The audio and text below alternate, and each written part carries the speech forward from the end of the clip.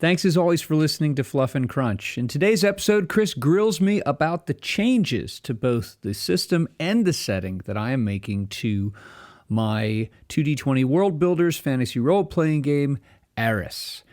In this episode, we discuss some of the specific mechanical changes that I have decided on after having been working on this game for a year now, and an expansion of the setting material that will be in this backwards compatible core book. All right. I'm recording. Good morning, Chris. How are you?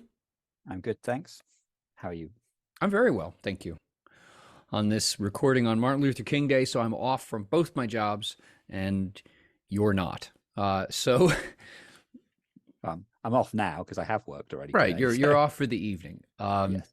I have been working a lot on my remastered edition of Ahris, and that's what we're here to talk about. Now, what was nice, it's not a second edition. It is not a revised edition. A friend of mine suggested I should call it a remastered version because then it kind of sounds a little bit metal. So that's what I'm going with. It sounds like a video game developer that you've released your game and a year later you're releasing it with slight improvements and calling it a different game. Well, Street Fighter Super. I think that you will find in our discussion today, thank you for your Snoop Dogg picture. As I said, I'm pimping Ahris. I'm pimping my game. And so you have, you should have had Superfly up there, but whatever.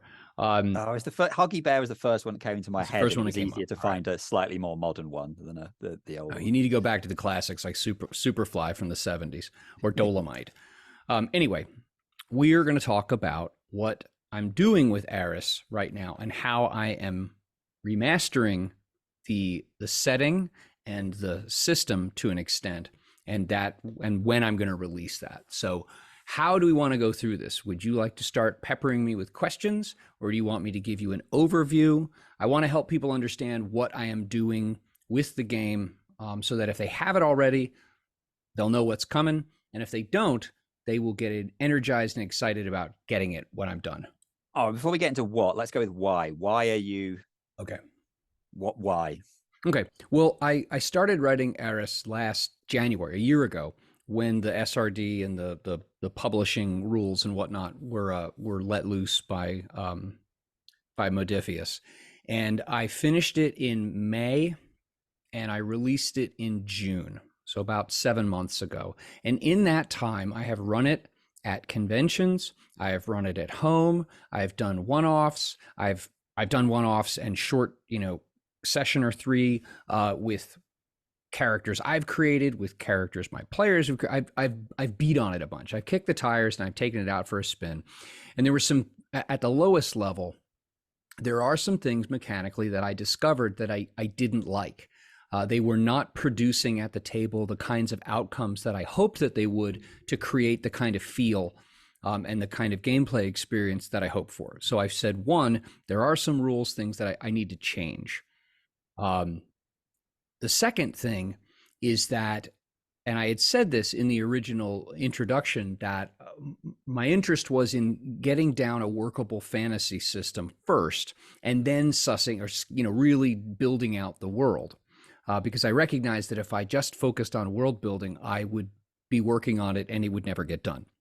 The game would never get done because I would always be puttering with world things. What has happened now is that I have developed more world, and I've realized that, one, I want to include more world in the core rulebook, but then also there are things about, and you and I have talked about this plenty of times, how a system ought to work to evoke or facilitate the intended or stated vibe or feel or goals of a setting. As I have developed the setting, the backdrop more, I realized that there were some rules, additions, changes, some things that I needed to do to make the game do that. So a couple of things that I would have changed regardless, and then some rules expressions that go along with more setting information and the more setting information itself. So those three things are what motivated me to do this. And also, I built the thing on a word processor, which gave me far more gray hairs than I had wanted to get from that experience, because formatting and dealing with images in a word was a nightmare. I have since learned at least the rudiments of using a system called, or a program called Affinity Publisher. Yeah, that's what I've got. And so, yeah, and so I'm using that to make it look a lot nicer and flow better and all that. So formatting, it was also a motivation to do this.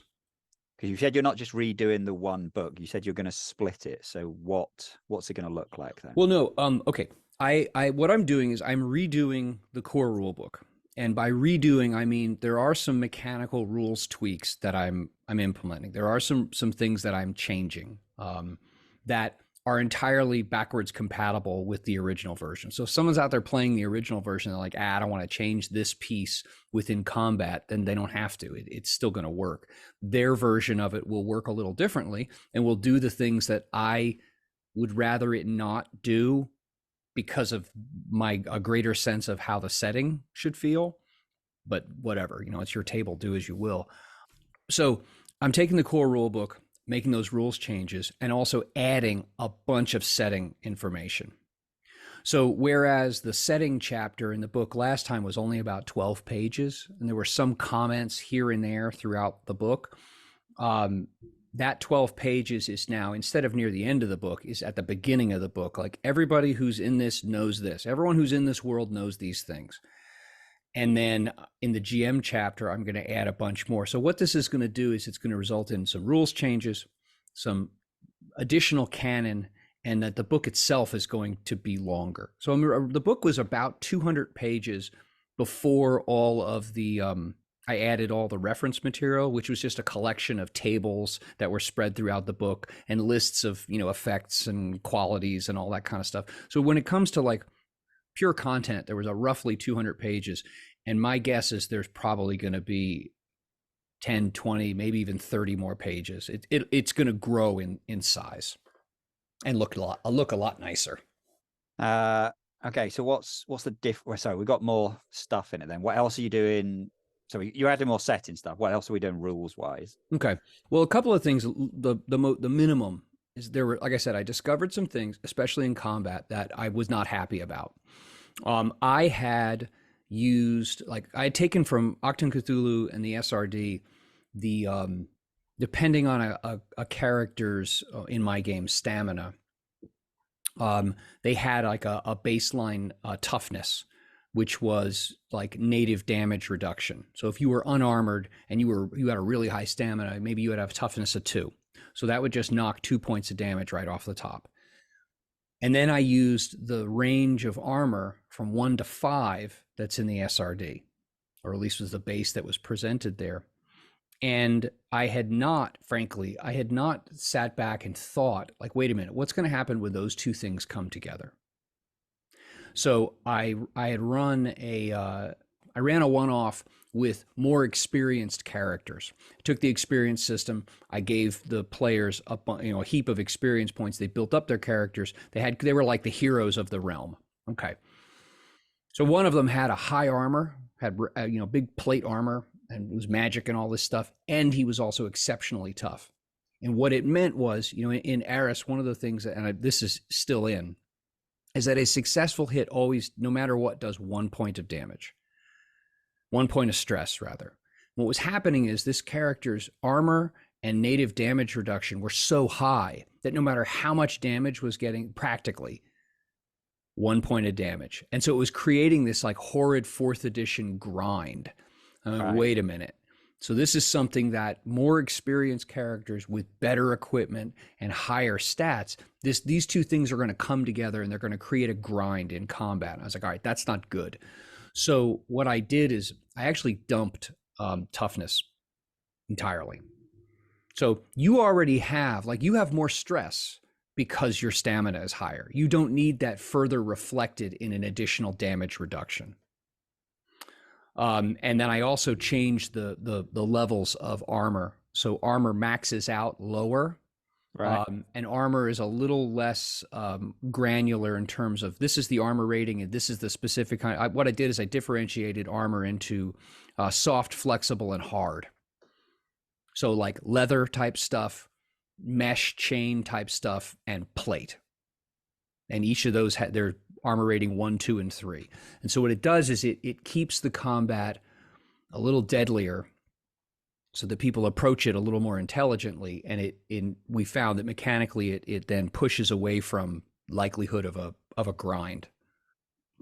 So that was one of the major things. There are also some tweaks that I'm making to the magic system to make it easier for people to understand it, the spell building system, and build their own spells. There are some explanatory changes that I'm making, and I'm also going to further clarify like how do healing spells work and how do buff spells work, because I've run into some places where the rules just aren't. They're less clear than I would like them to be. I want them to be more descriptive than prescriptive, so that people can adjust to the way they want their table to be. But I think there's also a point, and I know I've gotten annoyed at this. You buy a game and you're reading it and you're like, where are the rules?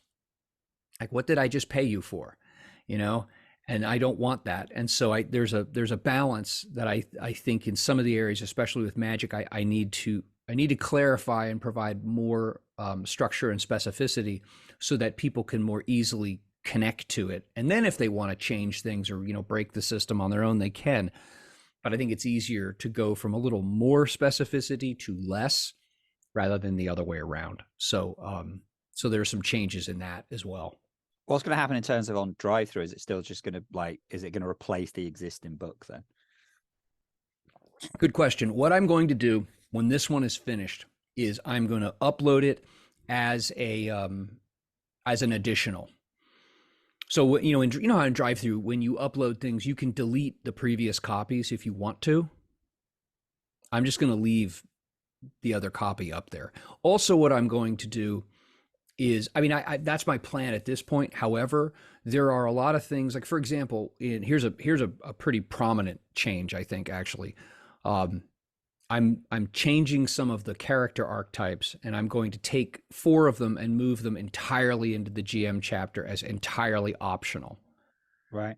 And so, depending on how I go about moving and making certain rules that are in the current edition totally optional, if I end up doing that in full, and preserve everything but move things to that optional section, I may just replace it. But my inclination is to leave the one that's there, the most current version, leave it, and then upload this one as the preferred and supported version, even though, like I said, mechanically it's all backwards compatible.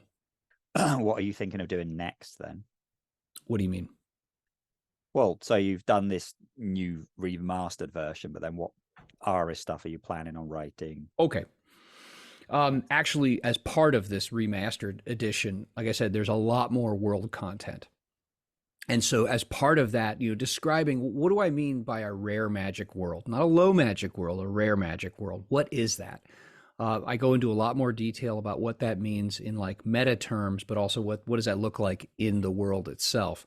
And to that end, in the existing edition, there are 4 archetypes that are magic using. There's a cleric, a druid, a sorcerer, and a wizard. And those are about as you would say, like bog standard, analogs for D&D classes as you could get in name too. Ahris is a rare magic setting. That is magic that is of low power, of high power, is known and accepted. It is just not common because it is only held in the hands of the elves. Only the elves use magic. Only the elves have the ability to use magic. Dwarves, and to a far lesser extent gnomes, have some limited, call it like item-based magic, like petty enchantments. But when it comes to spell magic, that's the elves only. So they have this like monopoly on it. But what's happening is, as part of the world, as part of the core story, is that magic is creeping back. It's bubbling back or bubbling into the world, and it is showing up among the younger races. That is dwarves, humans, gnomes, and half-elves. So non-elves are starting in little pockets, little unique instances, are starting to use what looks like spell magic. And so if you think about it, a world like that, there would be no such thing, because elves are not a playable race. There's no such thing as a full-time caster in a world where there are no full-time casters that are playable. You know what I mean? Right. Okay. And so what I'm doing is I'm moving those 4 archetypes into the GM's chapter as like, look, if you just want to run like these and erase this kind of rare magic, then go for it. I'll leave those there. But what I'm doing instead with magic usage is you choose your archetype. And then if you want to use magic or you want to open the doorway to be able to in some way, shape, or form, you're going to use talents to purchase the ability to do that. And then over time, you have an economy of points that are connected to character development. So, look, for example, if you make a warrior, okay, that's one of the archetypes, and you decide to make like an archer. Okay, so you're a cool archer and you decide either at character generation or along the lines at some point to use experience, you buy through talents access to a form of magic. And then you would then create the spells and create how does that come out of you? Like, are you a crack shot? Or is it something totally unrelated to you being an archer? As magic creeps into the world, it does so unevenly, unexpectedly, and in ways that can be chaotic and destabilizing. And so, like I said, there's no place within that story for a vocation of a caster. You know what I mean? Yeah. So you pick another archetype, and then either again at character generation or over time, you decide to incorporate the access to some kind of magic, and then you build spells or abilities, expressions of magic for your character over time. And because experience obviously is a point-based economy, you would have to then make a decision like how much am I going to keep up with my cool archer warrior stuff, or as I realize that I can like light my fingertips on fire or something like that, or make my head glow or whatever you decide your magic is going to be. Do you decide to focus more on that? And the other things not lie fallow, but don't develop as much because you decide to make a right turn and focus more on those things. So that's something that you would add to the character, not be the single defining archetype of the character. And I think that's a pretty dramatic story departure that has mechanical implications, but actually doesn't really change the mechanics of how the game works. It just changes what's available and when you would do things and how you would use the existing mechanics to access those things. I mean, I haven't got anything else to ask about it. So anything else you feel that you need to say or get across? Well, I think I did the right thing.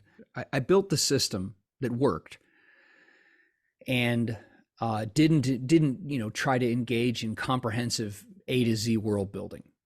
When you open up the basic expert materials from D&D from 40 some years ago, or you even open up something like Star Frontiers, Gamma World, lots of games in the olden days, they were a game that had some story ideas based around the mechanics, but they really didn't offer a comprehensive world or even anything close to it. They kind of indicated the kinds of locations and kinds of experiences, but the idea of this comprehensive backdrop was just not there. So I was glad that I did that.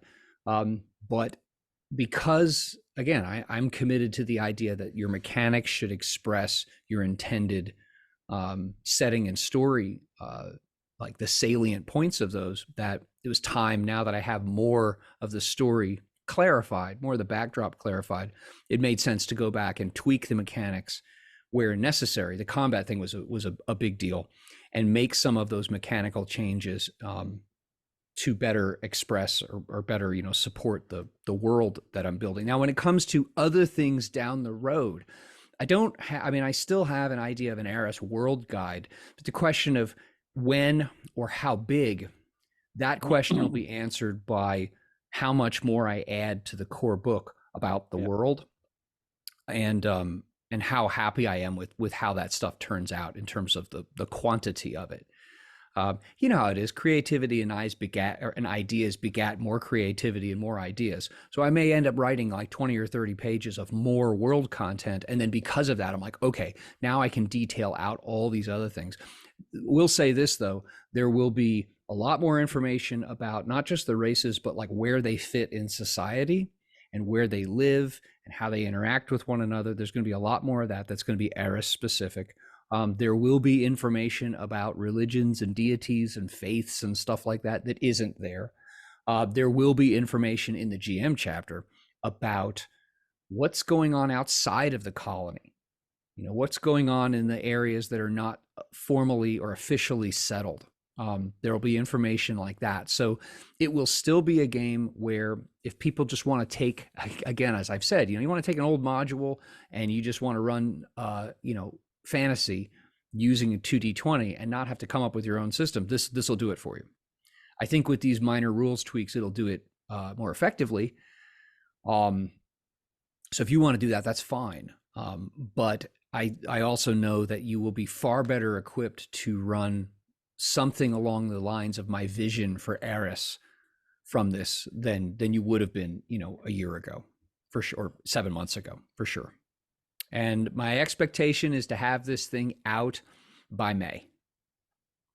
Probably will do it earlier because I'm making really good progress. Like I'm in the character generation or character creation chapter right now, and that's where there's a lot of heavy lifting to do, and the book is already about 10% longer than it was.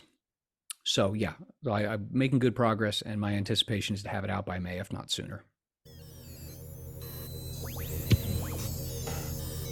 Thank you, as always, for listening to Fluff and Crunch. You can join our Discord, you can subscribe to the podcast, you can subscribe to the YouTube channel, all through the links in the show notes. Thanks again, have a great day, and we look forward to talking with you.